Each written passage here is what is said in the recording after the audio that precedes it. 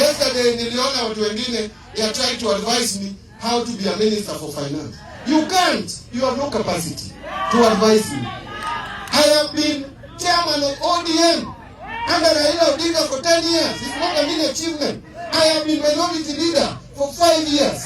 It's not a mean achievement. I am now minister for 2 years. It's not a mean achievement. I was assistant minister in the office of the Prime Minister. It's not a mean achievement. You can't come from nowhere to start advising me. First seek an elected position, be elected, and then people will start also nurturing you as a leader going forward. But we are not going to tolerate petty and small and juvenile politics. I am not ready for that. I will not succumb to that. I have to talk to our people. We are also ready to lead. This country is not for a few people. I am ready to lead. Who tells you I cannot lead? I am ready to lead this country, even going forward as the president, not just as any other person. Therefore, you cannot advise me.